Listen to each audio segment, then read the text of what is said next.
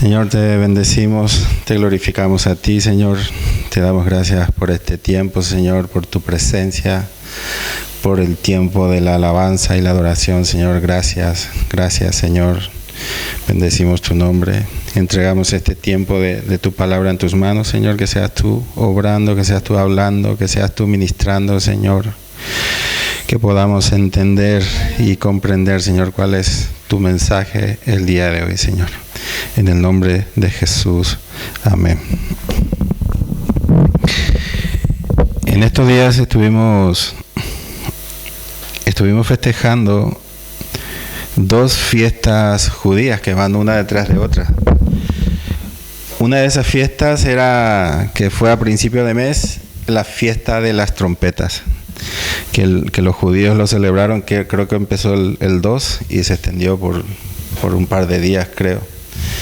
Y en estos días también hemos estado festejando, lo hemos recordado en la iglesia, en este tiempo que estamos llevando, la fiesta de la expiación, la fiesta del Yom Kippur, la expiación de los pecados, el arrepentimiento y el perdón de los pecados. ¿A qué nos lleva el Señor con esto? ¿Qué nos están indicando los judíos con esta fiesta, la fiesta de las trompetas? Para ellos, las fiestas están anunciando un cumplimiento profético de la venida del Mesías. Para nosotros es la vuelta del Mesías, porque estamos esperando su vuelta y el Señor viene pronto, lo sabemos, lo tenemos claro. ¿Y qué sigue a continuación? El tiempo de arrepentimiento. Porque el Señor nos llama a un tiempo en la que necesitamos nosotros, cada uno como hijos de Dios, escudriñar nuestros corazones, encerrarnos en nuestro lugar, escudriñar lo que hay en nosotros, arrepentirnos de todo pecado y pedir el perdón por esos pecados, para que el Señor pueda limpiarnos y pueda hacernos actos de ser parte del reino de los cielos. ¿Qué pasa si yo no hago no hay en mí ese arrepentimiento? Que Jesús viene y yo me quedo.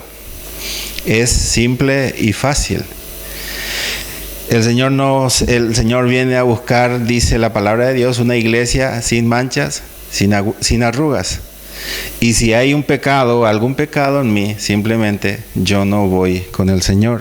Y eso es algo que nosotros necesitamos tener claro como hijos de Dios, que necesitamos dedicar tiempo. El Yom Kippur ellos lo festejan cada año, toda vez es una fiesta de otoño que lo hacen cada vez para ellos, para expiar los pecados de cada uno personales y el pecado de todo el pueblo.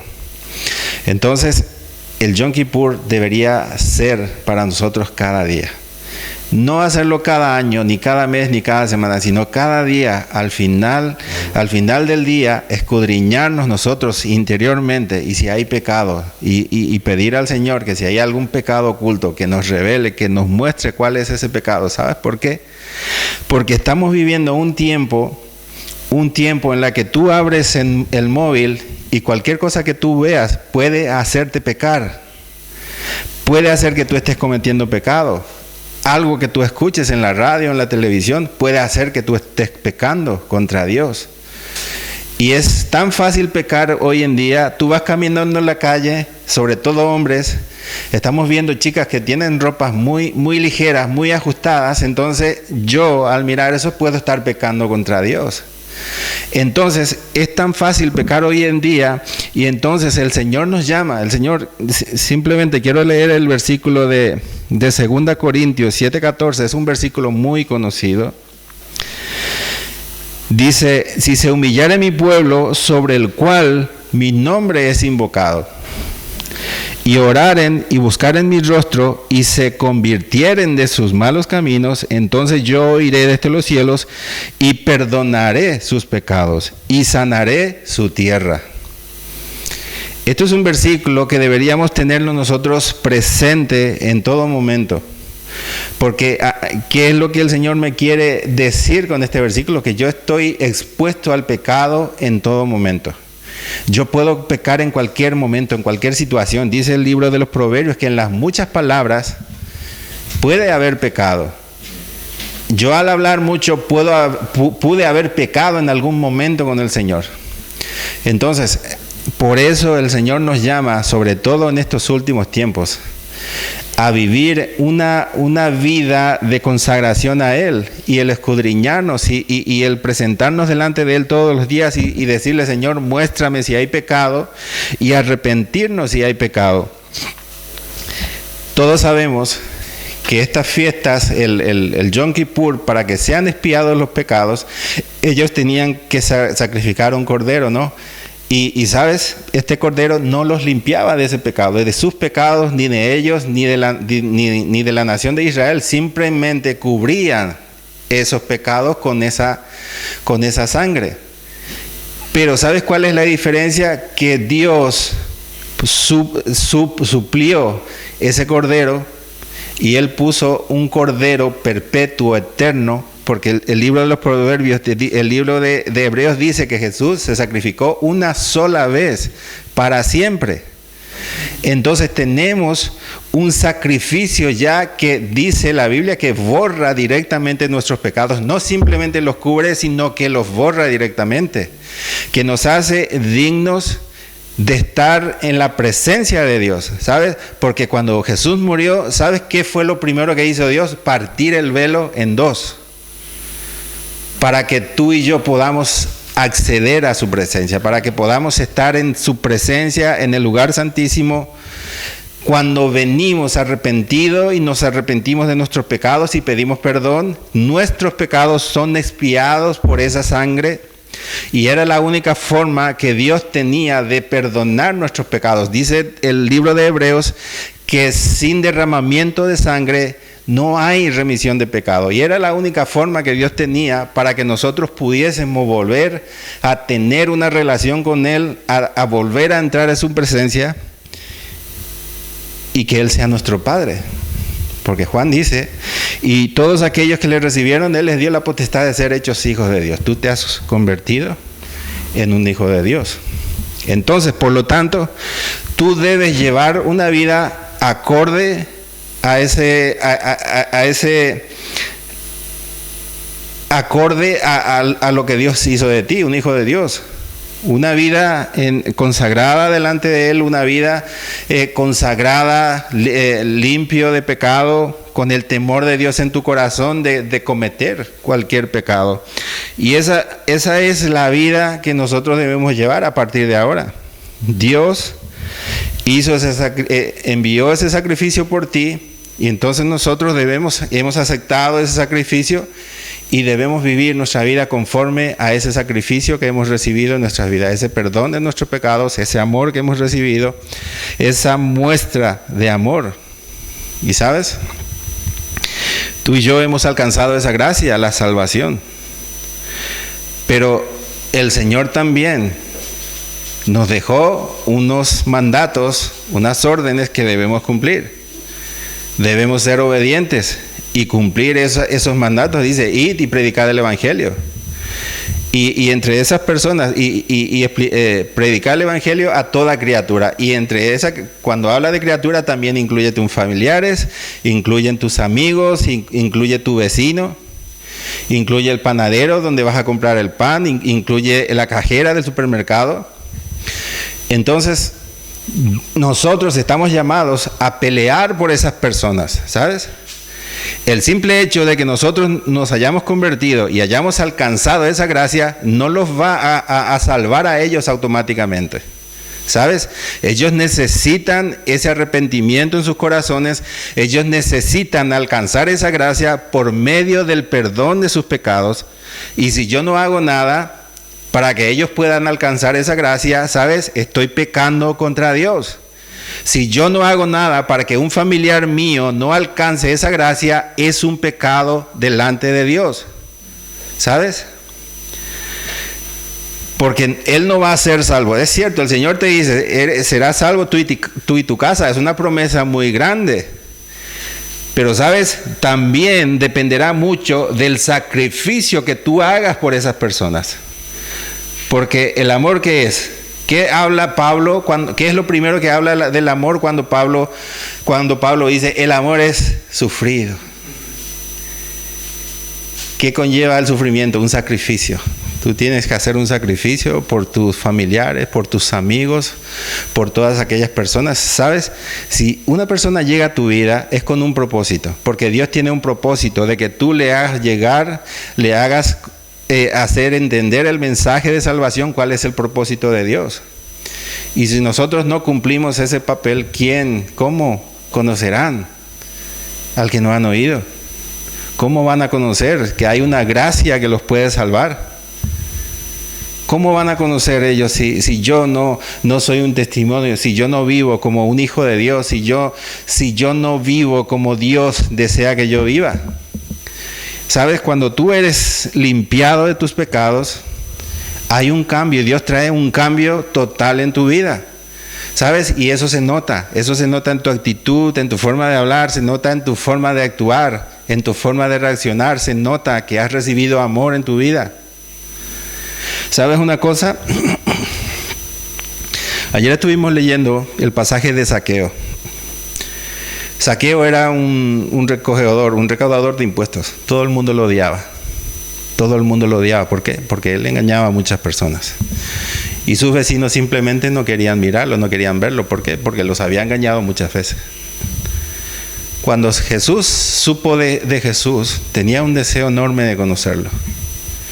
Y cuando llegó el día, cuando él estaba colgado ahí en el árbol, cuando Jesús lo vio, Jesús le dice: Zaqueo, baja, es necesario que hoy pose en tu casa. Dice la Biblia que él saltó gozoso de ese árbol. ¿Sabes por qué? Porque en una sola mirada había recibido todo el amor que no había recibido en toda su vida. ¿Sabes? En esa mirada había recibido tanto amor él, que él lo había allí mismo, arriba en el árbol, él empezó a sentir una transformación de Dios, un cambio de Dios, ¿sabes? Y cuando él se bajó, dice, él se bajó gozoso. Y ¿sabes? Y él voluntariamente dice: Señor, yo la mitad de mis bienes voy a dar a los pobres. Jesús no le había dicho absolutamente nada, Jesús no le reclamó nada, no le reprimió, no hizo absolutamente Jesús, sino eso salió espontáneamente del corazón de Zaqueo. Y dice: y aquel que yo he engañado le voy a devolver 4 veces. ¿Por qué? Porque había recibido ese amor que él nunca había recibido en su vida. Y ¿sabes? Y ese mismo amor que Zaqueo recibió de Jesús lo tienes tú en tu corazón. ¿Sabes? Es ese amor lo que va a hacer que tu familiar venga a los pies de Cristo.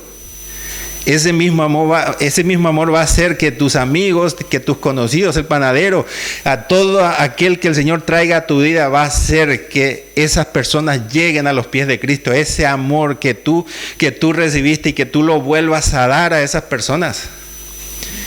Y muchas veces, solamente con ese testimonio tuyo, muchas personas van a ser conmovidas.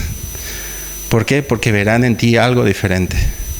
Porque verán en tu respuesta algo diferente. Porque verán en tu mirada algo diferente. ¿Sabes? Porque el Señor, cuando empezó la obra en ti, hace una obra completa en tu vida. Y ¿sabes? Si estamos llamados nosotros a hacer luz, Jesús dice: vosotros sois la luz del mundo. Cada uno de nosotros resplandecemos, ¿sabes? Y mucha gente lo ve. Tu rostro resplandece. Y muchas personas del mundo, y sobre todo aquellos que viven en la más profunda oscuridad, muchas veces se dan cuenta de que tu rostro resplandece. ¿Por qué? Porque ellos están en la más profunda oscuridad y lo único que buscan ellos es una pequeña luz que los guíe a tener esa salida a su condición, a su situación en ese momento. ¿Sabes? ¿Y sabes qué es lo malo del mensaje, lo que te tengo que decir ahora? Quiero leerte Mateo 25:14.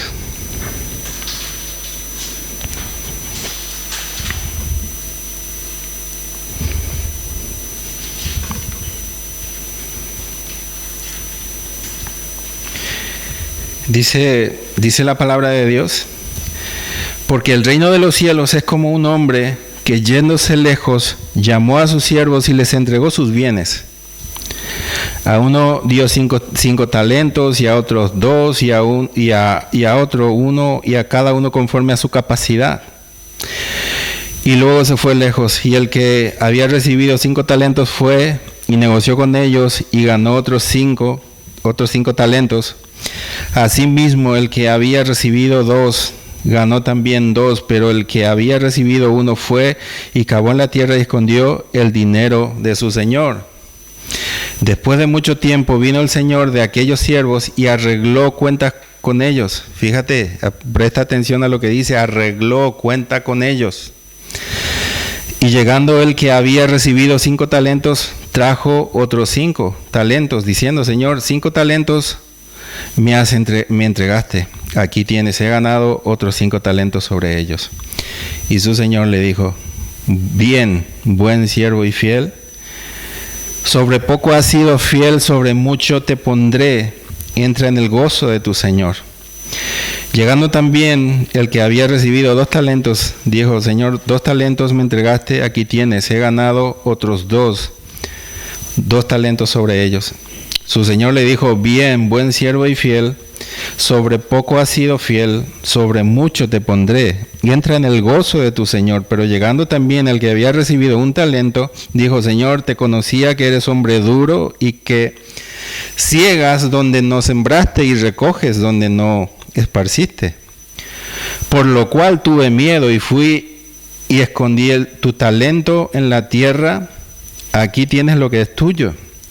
Respondió su señor, le dijo: siervo malo y negligente, sabías que ciego donde no sembré y que recojo donde no esparcí. Por tanto, debías haber dado mi dinero a los banqueros, y al venir yo hubiera recibido lo que es mío con los intereses. Quitadle pues el talento y dadlo al que tiene 10 talentos, porque el que tiene le será dado y tendrá más, y el que no tiene, aún lo que tiene le será quitado.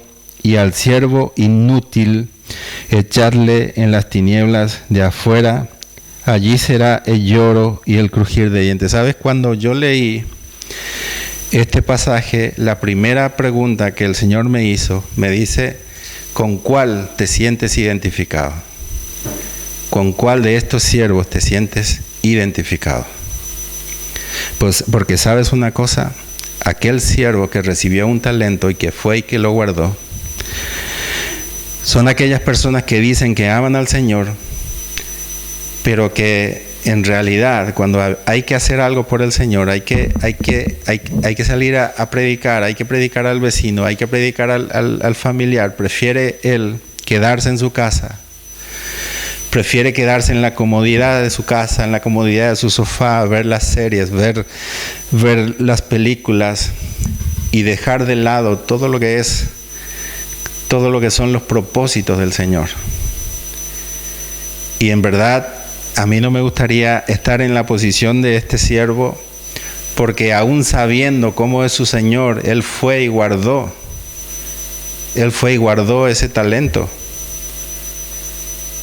Y sabes, esta es la vida que llevan muchos que dicen llamarse cristianos, que viven, que han cogido ese talento que han recibido de Dios y han ido y lo han guardado, lo han enterrado, aún sabiendo que cada uno, como dice, cada uno rendirá cuenta con su Señor. Cada uno rendirá cuenta por todo lo que ha hecho, por ese talento que ha recibido, porque el Señor te da talentos, el Señor nos da talentos, no para nuestro deleite, ni para nuestro disfrute, sino para usarlo para el reino de los cielos, para que el Señor pueda recuperar y tener ganancias sobre lo que Él ha invertido, porque eso es una inversión que Él ha hecho en nuestra vida, ¿sabes? Él ha apostado por ti. Él ha visto que tú tienes la capacidad de ser un buen siervo, y entonces Él ha invertido por ti, ha invertido la sangre de su Hijo en la cruz, para que tú puedas tener esta oportunidad de servirle y de, si Él te dio 5 talentos, tú puedas ganar otros 5 talentos. O si te dio 2 talentos, tú puedas ganar otros 2 talentos. A eso hemos sido llamados cada uno de nosotros, a ganar ese talento sobre talento que Él nos da a cada uno de nosotros. No podemos vivir de la forma en que muchos cristianos viven hoy, prefiriendo dedicarse a sus propias cosas antes que a los propósitos de Dios. ¿Sabes? Que recibió un talento son de aquellos que dicen que aman al Señor, pero que en realidad no hay ni una sola pizca de amor al Señor de estas personas. Porque cuando tú conoces la verdad y cuando el Señor ha realmente transformado tu vida, tú tienes ese sentir que Dios pone en ti de amar. Ese amor que Él ha puesto en ti hace que tú ames a tu vecino, a tu amigo, que tú desees con todo tu corazón de que Él reciba esa gracia que tú recibiste y que tú procuras y de que tú haces sacrificios, dedicando tiempo, doblando rodillas para que Él pueda alcanzar esa gracia. Pero este tipo de gente que entierra talentos, no hay ni una pizca de amor en sus corazones. ¿Sabes? Yo no quiero que entiendas que te estoy diciendo que tienes que salir a la calle a predicar. Hay mucha gente que no tiene ese don, ese llamado, pero sí puede hablar en el lugar donde él esté, ser un testimonio de vida, un testimonio de actitud, de carácter en el colegio, en el trabajo, sin necesidad que tu mismo testimonio hable por ti y que eso llame la atención a otras personas, de que ese testimonio pueda impactar la vida de otras personas para que ellos puedan conocer la verdad. ¿Sabes? Porque la obra que el Señor ha hecho en nosotros es maravillosa, ¿sabes? Quiero leerte otro pasaje, Lucas 19:12.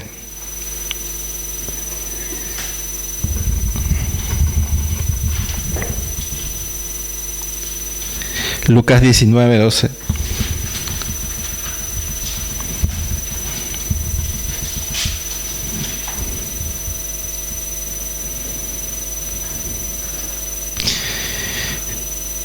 Dice la palabra de Dios: un hombre noble se fue a un país lejano para recibir un reino y volver, y llamando a 10 siervos suyos les dio 10 minas y les dijo: negociad entre tanto que vengo.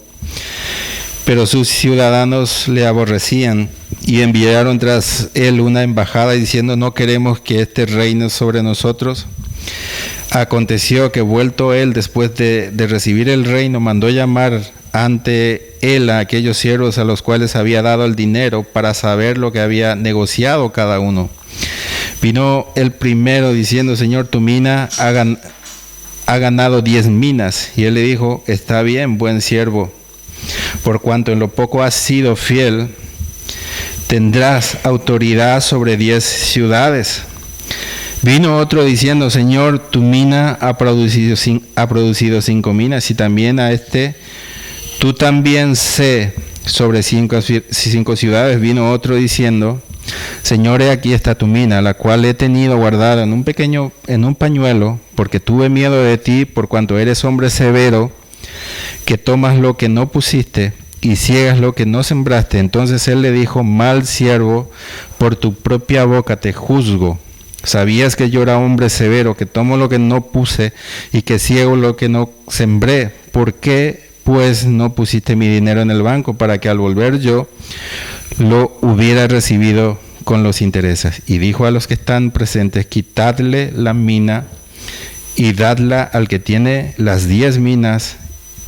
Ellos le dijeron: Señor, tiene 10 minas. Pues yo digo que a todo el que tiene se le dará, mas al que no tiene, aún lo que tiene se le quitará. Fíjate,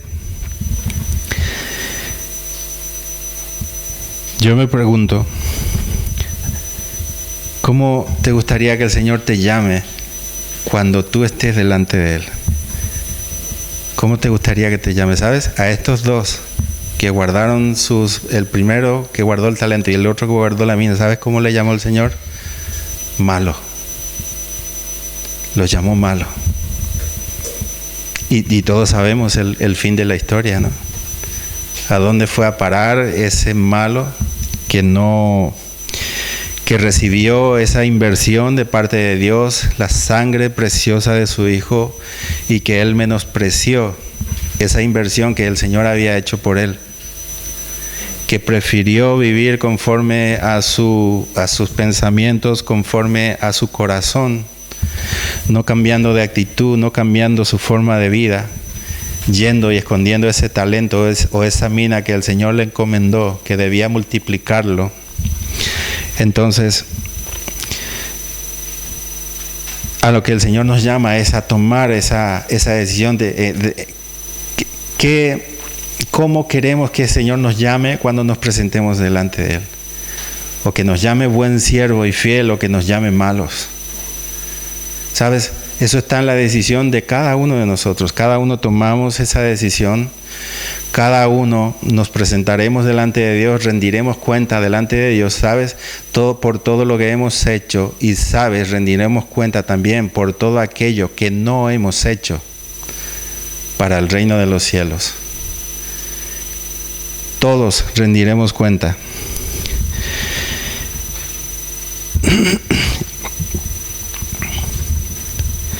Y me gustaría, para terminar, ¿sabes? Me gustaría leerte una última parábola, Mateo 13, 24.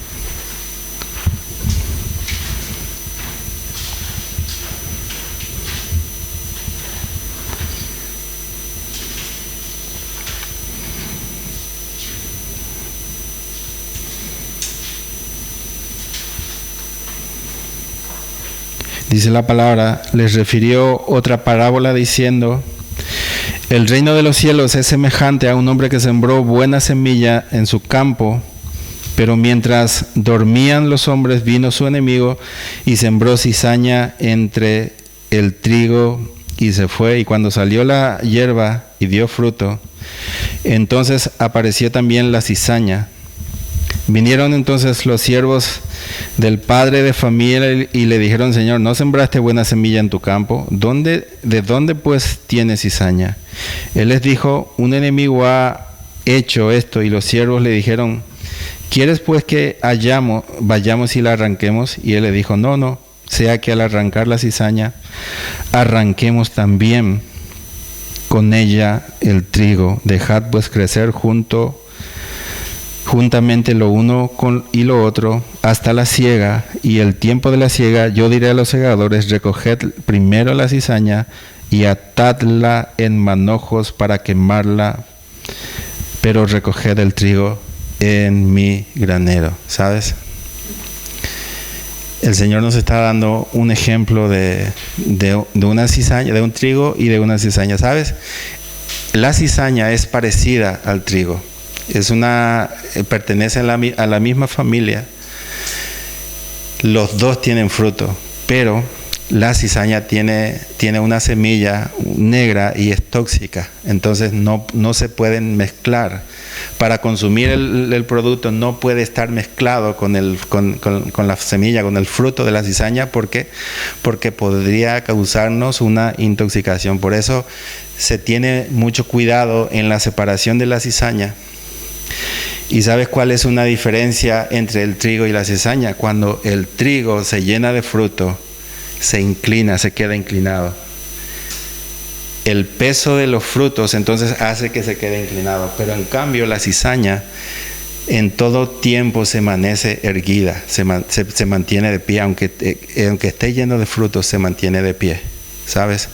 Y eso es una parábola, un ejemplo que el Señor me está dando, que aunque nosotros llevemos mucho fruto, siempre debemos estar inclinados ante nuestro Rey. Y la cizaña representa a aquellos que viven erguidos conforme a su orgullo, conforme a su ego, conforme a sus pensamientos. Y todos esos y toda cizaña, dice el Señor, que será quemada, y que el trigo lo recogerá en su granero. Sabemos que los hijos de Dios que han vivido conforme a la voluntad de Dios, aquí el granero representa el reino de los cielos, ¿sabes? El Señor nos llama a un verdadero arrepentimiento, a escudriñar nuestros corazones cada día, porque Él viene pronto. Y una de las cosas que el Señor me ha mostrado es que cada vez estamos más expuestos a pecados, estamos más expuestos a pecar con tanta facilidad, que necesitamos cada día arrepentirnos y pedir perdón y pedir a Dios que nos limpie con la sangre de su Hijo y que siempre podamos ser dignos de poder entrar en su presencia. Amén. Vamos a orar.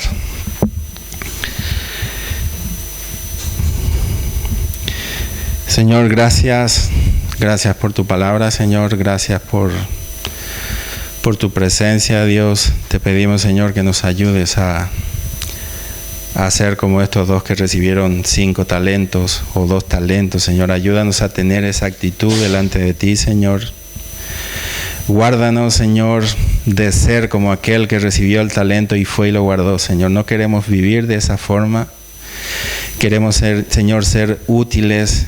Queremos ser siervos fieles para tu reino, Señor. Y reconocemos, Señor, que necesitamos tu ayuda, Señor. Necesitamos que seas tú, Señor, el que ponga, Señor, ese deseo, ese anhelo en nuestros corazones, Señor.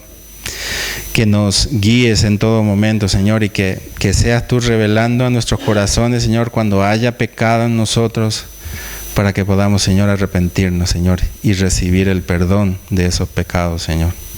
Señor, te bendecimos y te glorificamos, Señor. Bendigo la vida de cada uno de mis hermanos, Señor. Que bendigas la vuelta a casa, Señor. Y que cada uno, Señor, esté presente, Señor, siempre en tus propósitos. Y que cada uno, Señor, podamos cumplir a cabalidad ese llamado que tú tienes para cada uno de nosotros, Señor. En el nombre de Jesús. Amén. Que el Señor te bendiga.